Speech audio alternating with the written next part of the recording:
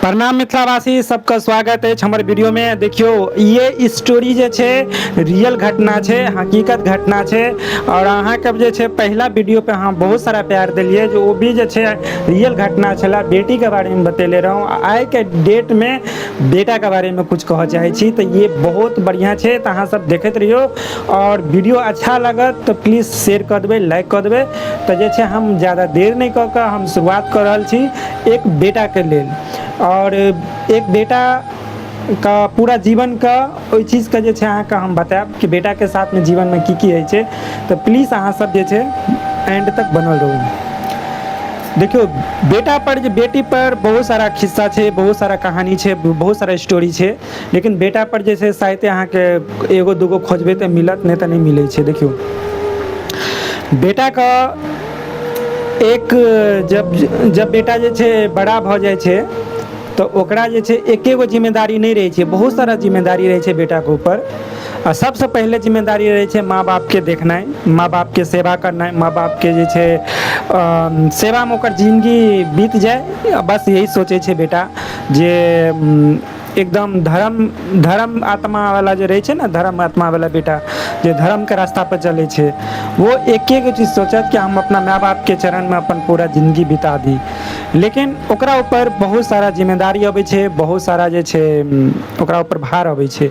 देखियो, बेटा के ऊपर की भार अबै छे। एक माँ बाप का साथ में लेकर चलना है, दूसरी उसकी बहन का शादी करना है, और तीसरी खुद का बच्चा सबका, पत्नी सबका देखभाल करना है। बहुत सारा समझो ओकरा ऊपर एते बड़का जिम्मेदारी रहे छे जे बेटा के ऊपर, कि वो दिल का दर्द वो अपने अंदर छुपा ले छे, लेकिन ककरो कहे नहीं छे। तो बेटा आंसू हर जगह बहा ले छे, लेकिन ककरो देखबे नहीं छे। लेकिन यही घटना अगर बेटी के साथ में है छे, तो बेटी भी बहुत साहस रहे छे ओकरा अंदर में, बहुते कुछ झेले छे, बहुते कुछ बर्दाश्त करे छे। तो सेम चीज बेटा में भी छे, बेटा भी बहुत कुछ झेले छे, बहुते कुछ बर्दाश्त करे छे। तो देखियो, सबसे पहला जिम्मेदारी तो बेटा का भ गेले माँ बाप के सेवा करना है। ओकर बाद जिम्मेदारी भ गेले पत्नी का सेवा, पत्नी का साथ में रहना है, पत्नी बाल बच्चा का आगे सेवा करना है, पिताजी के साथ में सेवा करना है, बहन छे तो बहन का भी ध्यान रखना है, बुझलिए। तो सबसे पहले जे छे कहानी आवे छे परदेश जाए के। जब बेटा के ऊपर जे छे ना परदेश जाए के जब कहानी आवे छे, तो माँ बाप, बहन, पत्नी, बच्चा सब कहने लगे छे कि एक समय एहन रहे छे कि सब लोग मिलजुल कर हंसी खुशी एक साथ में गुजारे छे। लेकिन एक समय जब आवे छे, जब घर पे रोड पर जे छे टेम्पू लागे छे, और जब लड़का विदा होय छे अपना घर से, तब ओकरा अंदर में बहुत सारा जैसे कि हलचल नहीं छे, बहुत सारा तूफान हलचल आवे छे। और वो हलचल के अपना सीना में दबेले रहे छे। वो सामने दोस्त, सामने पत्नी, सामने बहन, सामने बच्चा, सामने माँ बाप, सब कुछ ओकरा नजर आवे छे। लेकिन वो बाहर परदेश किया जाए छे एक पैसा के लेल, एक पेट के लेल। और वो अकेला पेट के लेल नहीं जाए छे, पूरा घर परिवार के पेट के लेल जाए छे। जब वो बेटा परदेश पहुँचे छे, तब जे छे वो सब कुछ दर्द गम भुला कर दिन रात एक कऽ ड्यूटी करे छे, मेहनत करे छे, आगे बढ़े छे। और आगे बढ़ कर जे छे महीना लगे छे तो घर पे पैसा भेजे छे। लेकिन वो बेटा का दर्द जे छे, कभी जे छे कभी फोन केलक टाइम से या बेटाइम से, तो कभी माँ से बात भ गेल, या कभी बच्चा से बात भ गेल, कभी पत्नी से बात भी कभी भ गेल, बहन से भी कभी बात भ गेल, और पिताजी से भी बात भ गेल।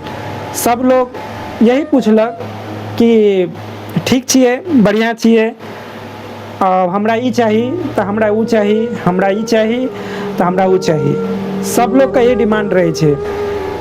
माँ का की डिमांड रहे छे, बउआ खाना खेल, बेटा खाना खेल, खाना खा लियो, आराम कर लियो।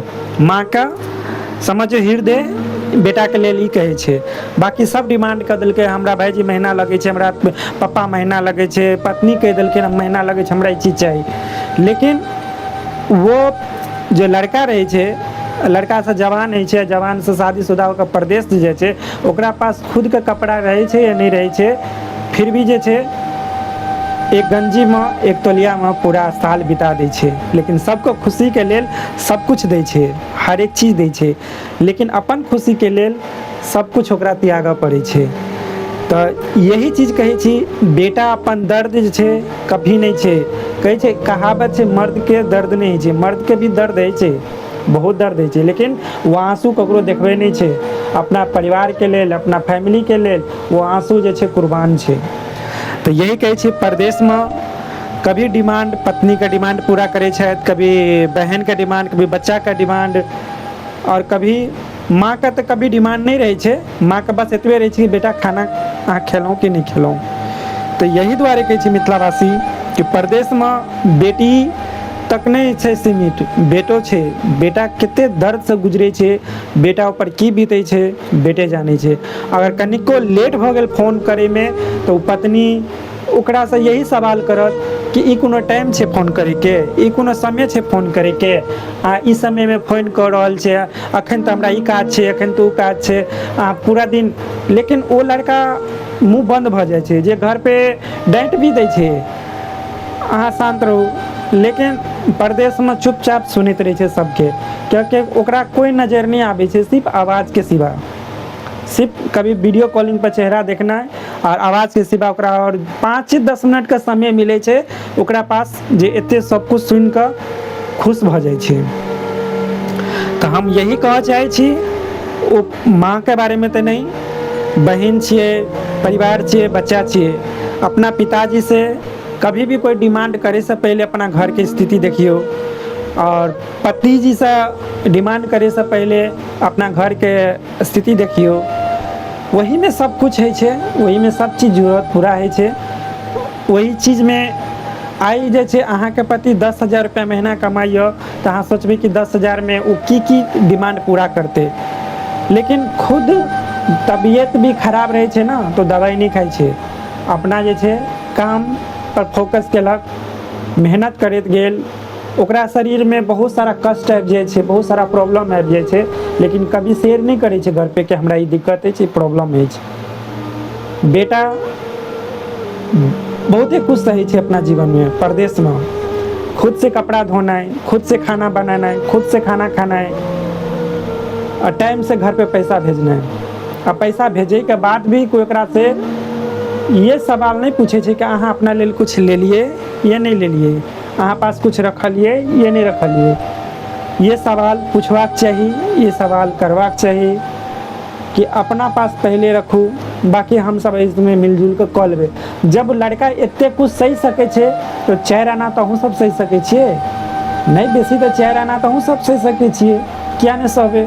जब वो तो अहीं सबके लेल एते कऽ रहल यऽ ना, तब अहाँ जे छै हुनका कोई टूटी फूटी बात कह देबै तो उनका दिल में, हृदय में कते चोट लागतै।